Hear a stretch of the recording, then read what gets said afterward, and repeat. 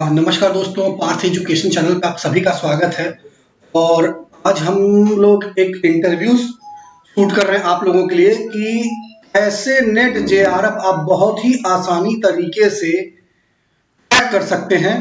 और ये मतलब सिर्फ एक्सपीरियंस शेयर नहीं करना है, एक्सपीरियंस के साथ साथ आपको पाथ भी बताया जाएगा, क्योंकि मेरे साथ है निकिता जी, जिन्होंने ये कारनामा बहुत ही आसानी से कर लिया है। और ये ना नेट जेआरएफ क्वालिफाइड हैं, बल्कि इस समय दिल्ली में कार्यरत भी हैं, टीजीटी में है ना मैम आप? ओके। तो ये आपको बताएंगे कि कैसे आप नेट जेआरएफ क्वालिफाई कर सकते हैं। एक गर्ल्स होने के साथ साथ जो कठिनाई आती है उसको भी बताएंगे कि अपने चैनल पे बहुत सारी लड़कियां हैं, तो वो भी देखेंगे कि कितनी प्रॉब्लम फेस करते हुए इन्होंने अपने जो संघर्ष है उसको किया और अपनी मंजिल तक के पहुंची हैं। तो निकिता जी, सबसे पहले तो बहुत बहुत कंग्रेचुलेशन आपको, आपने इतनी बड़ी अचीवमेंट इतनी कम उम्र में हासिल कर दिया। कैसा लगा आपको? Thank you so much sir. और क्या रिएक्शन था जब आपका नेट जेआरएफ निकला पहली बार में? तो क्या फैमिली का क्या रिएक्शन था, आपका क्या रिएक्शन था? सर मेरा रिएक्शन तो ये था कि बस रिजल्ट देखते ही एकदम शांत। एकदम शांत। और सबसे पहले मैंने मम्मी को फोन किया। अच्छा, मम्मी को फोन किया, क्या बोला मम्मी को? हो गया मेरा जेआरएफ, हो गया। मम्मी का रिएक्शन भी बहुत अच्छा आया। उससे पहले क्या मतलब फैमिली का कोई प्रेशर था आपके ऊपर? सर फैमिली का प्रेशर तो कभी नहीं रहा पढ़ाई को लेके, लेकिन हाँ रिलेटिव्स का तो रहा ही होगा। रिलेटिव्स का तो सर सबके साथ रहता है। हाँ सही बात है। आपके फैमिली को प्रॉब्लम नहीं होती, लेकिन आस पड़ोस रिलेटिव को ज्यादा बहुत प्रॉब्लम होती है, उनको कुछ करना भी नहीं होता। घर की तरफ से कोई प्रेशर नहीं था जेआरएफ के लिए, लेकिन हाँ वो चाहते थे कि मेरी बेटी का जेआरएफ हो। मतलब कभी उन्होंने कहा नहीं आपसे? नहीं कहा नहीं, लेकिन वो चाहते थे मेरी बेटी आगे बढ़े, वो जेआरएफ हो, और वो ये भी चाहते हैं कि मैं प्रोफेसर की कुर्सी को भी पाऊं। तो क्या इसलिए उन्होंने कभी किसी चीज के लिए रिस्ट्रिक्शन नहीं किया। जितना भी कहा, जो भी किया, जितना भी उनसे हो सका उन्होंने मेरे लिए किया। और आज भी मैं अकेली ही दिल्ली में रह के जॉब कर रही हूँ। नहीं, बहुत बड़ी बात है कि आप अकेली दिल्ली में यहाँ से जाके आप के लिए भी दिल्ली में सिलेक्शन के बाद भी उन्होंने कोई रिस्ट्रिक्शन नहीं किया कि तुम्हें वहां नहीं जाना है, इतनी दूर अकेले नहीं रहना है, ऐसा कुछ नहीं था। अच्छा, हम लोग देखते हैं कि बहुत से लोग मतलब सक्सेस स्टोरी बताते हैं, हम लोग यहाँ सक्सेस स्टोरी तो बताएंगे, स्ट्रगल स्टोरी भी अपनी शेयर करेंगे, ठीक है? तो जब आप पहली बार, ठीक है, जब आप पहली बार तैयारी करने की सोची तो क्या चल रहा था मन में आपके? सर तैयारी करने का तो बस यही था कि किसी तरीके से जेआरएफ होना है, और मम्मी का सपना था कि मेरे दोनों बच्चे, मेरा एक भाई भी है बड़ा, मेरे दोनों बच्चे गवर्नमेंट जॉब में जाएं। भैया की तो 2-3 साल पहले ही हो गई थी। बस मुझे था कि अब किसी तरीके से मम्मी का वो सपना पूरा करना है, उनको ये बस वो किसी के सामने अपना सीना चौड़ा करके बोल सके कि हाँ मेरे दोनों बच्चे गवर्नमेंट जॉब में हैं। तो जो लड़कियां अपने चैनल पे हैं बहुत सारी हैं, क्या बोलना चाहेंगे उन्हें? सर उनके लिए यही बोलना है कि हिम्मत से डटे रहना है। कभी भी आस पड़ोस रिलेटिव्स वो जो भी कहते हैं, समाज को नहीं देखना। आप सबसे पहले अपने पेरेंट्स, अपने घर परिवार को देखना है कि वो क्या आपसे एक्सपेक्ट कर रहे हैं और आप क्या जिंदगी में करना चाहते हैं। अच्छा, पढ़ाई का देखिए, अब हम लोग तो ये जानिए, अब एक फिर से बेसिक से शुरू करते हैं आपकी स्कूलिंग से। तो थोड़ा अपने बारे में शुरू से, बचपन से लेके ओवरव्यू आप दे दीजिए कि शुरू में से पढ़ने में कैसी थी, कैसे कैसे करियर आपका आगे बढ़ा, ताकि एक रास्ता लोगों को मिल पाएगा। सर शुरू से तो ठीक ठाक थी, हाई स्कूल में भी मेरा अच्छा ही परसेंटेज रहा है, इंटर भी है। जहाँ पे नाव भड़की वो यही था कि नेट तक तो पा लिया, बस जेआरएफ नहीं हो पा रहा था। इतना ज्यादा होपलेस हो गई थी कि अब ये लग रहा था कि जेआरएफ क्रैक ही नहीं कर पाऊंगी। फिर नेट से पेपर, न्यूज़पेपर में मैंने देखा कि कहीं पे एजुकेशन की कोचिंग चल रही है। फिर मैं रोहित सर के पास डायरेक्टली गई, उनको फोन किया पहले कि सर ऐसे मतलब कहाँ पे है ये कोचिंग। सर ने दिया, फिर सर से मिला, फिर उसके बाद मैंने कोचिंग ज्वाइन की। फिर सर का इतना सपोर्ट रहा और सर ने इतना अच्छा गाइडलाइन दिया कि 1 ईयर के बाद ही मेरा जेआरएफ क्रैक हो गया। अरे ये तो मतलब आप मानती हैं कि रोहित सर का जो गाइडेंस था वो अहम रहा आपके लिए? जी सर। अच्छा, तो जब आपने ये जेआरएफ आपने निकाल दिया, तो फिर जॉब के लिए आप कैसे प्रिपरेशन करने लगी? सर जॉब का तो प्रिपरेशन साथ साथ ही चल रहा था जी। और ये मेरा जो पोस्ट है वो भी एजुकेशन से ही रिलेटेड है, तो वो एग्ज़ाम दिया और सिलेक्शन हो गया। कोई एजुकेशन से मान लीजिए कि कुछ एकदम नया कोई बच्चा है जिसको अभी कुछ भी नहीं पता, ठीक है, वो सपने सिर्फ देख रहा है, तो उसको क्या करना चाहिए कि आने वाले 1 साल या 2 सालों में वो अपनी तैयारी को किस दिशा में बढ़ाए, कैसे बढ़ाए, क्या किताबें होनी चाहिए, क्या गाइडलाइंस होनी चाहिए, और क्या कोई मान लीजिए कोई इलाहाबाद आता है, रोहित सर के मार्गदर्शन में करता है तो बहुत अच्छा है, नहीं कर पा रहा है, बहुत दूर है, वो नहीं आ पा सकता अपनी फाइनेंशियल कंडीशन की वजह से, अपनी फैमिली कंडीशन की वजह से, तो उसके लिए क्या आपका रहेगा कि कौन सी किताबें पढ़ें, क्या गाइडलाइंस रहेगा, कितने घंटे आप पढ़ती थी, या ऐसा कुछ है भी या नहीं, तो थोड़ा ये बताएं। सर सबसे ज़रूरी बात तो ये है कि आप पहले बुक्स बहुत अच्छे से पढ़िए, और सबसे पहले आपको अपनी पढ़ाई के लिए डेडिकेशन होना चाहिए। तो कितना घंटे पढ़ना चाहिए कम से कम? सर 6 से 7 तो बहुत है।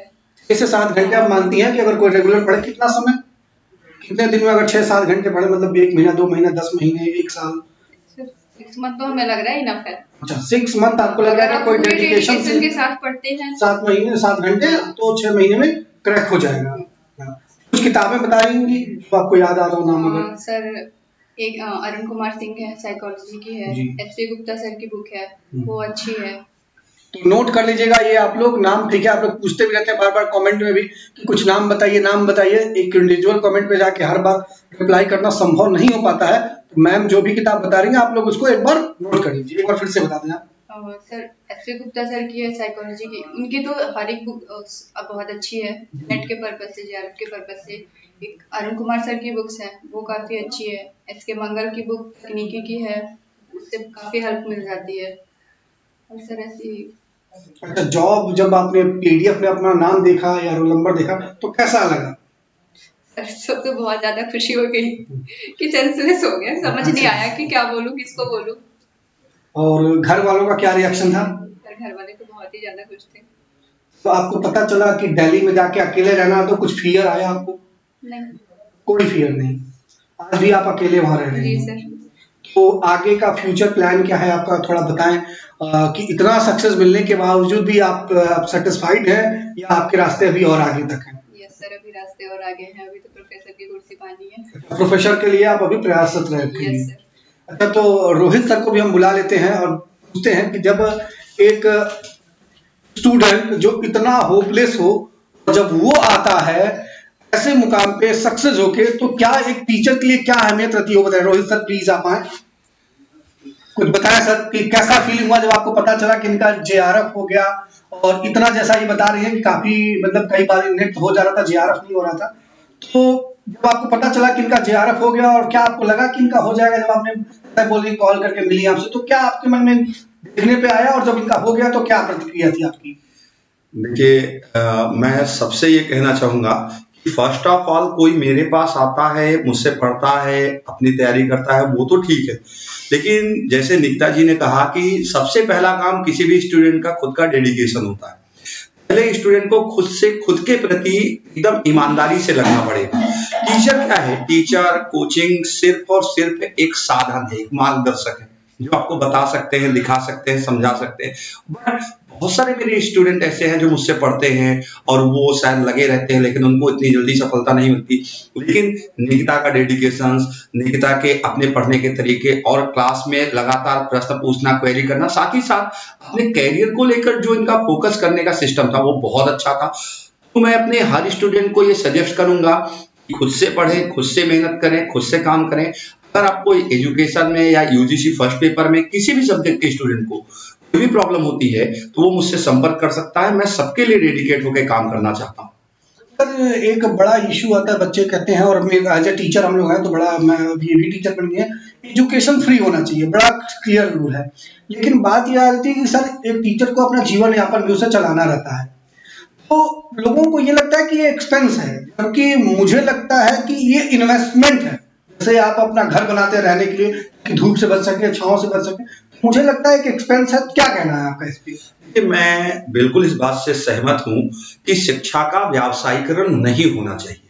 मैं भी चाहता हूं कि हर बच्चे को निःशुल्क रूप से उनके घर तक पहुंच के शिक्षित कर सकूं, लेकिन हम लोगों के सामने एक मेन प्रॉब्लम है, जिस बिल्डिंग में हमारी कोचिंग चलती है या जिस स्टूडियो में हम टीचिंग करते हैं, उसके जो एक्सपेंस है वो उसके लिए, या हमारे साथ जो लोग मिलके काम करते हैं, अगर हम ऑनलाइन अपनी क्लासेस चला रहे हैं तो 15-16 लोगों की टीम है, या ऑफलाइन अपनी क्लासेस चला रहे हैं तो वहां भी 10-12 लोगों की टीम है।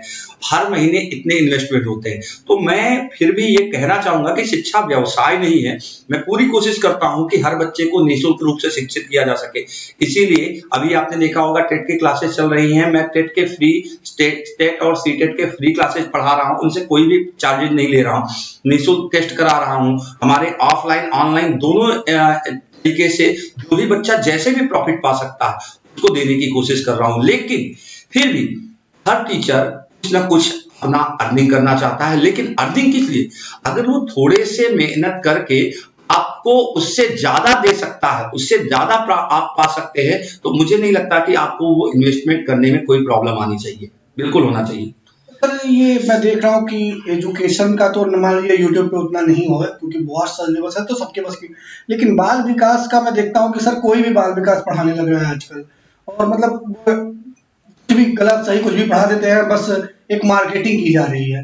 तो ऐसे कूड़ा वीडियो और जेन्युइन वीडियो में एक बच्चा कंफ्यूज हो जाता है कि सही क्या है गलत क्या है। तो कैसे एक बच्चा जिसको मतलब बहुत बेसिक नॉलेज है कैसे डिफरेंशिएट करे? देखिए, मैं इसके विषय में ये कहना चाहूंगा कि सबसे पहले बच्चों को ये टेट सीटेट की या किसी भी चीज की जो गाइड या कुंजी टाइप की किताबें आती है, इनसे बचना चाहिए। जब आप कोई भी टेक्स्ट बुक अच्छे से पढ़ना शुरू करते हैं, कोई टेक्स्ट बुक अच्छे से लेना शुरू करते हैं, उसको पढ़ते हैं, तो आप में खुद ही इतनी काबिलियत आ जाती है कि आप खुद से सामने वाले को बात कर लेते हैं। जैसे आपने सही कहा कि एजुकेशन की क्लासेस कम मिलती हैं ऑनलाइन। अब हमारी ऑनलाइन भी class UGC net first paper की और एजुकेशन की और भी सब्जेक्ट की स्टार्ट है।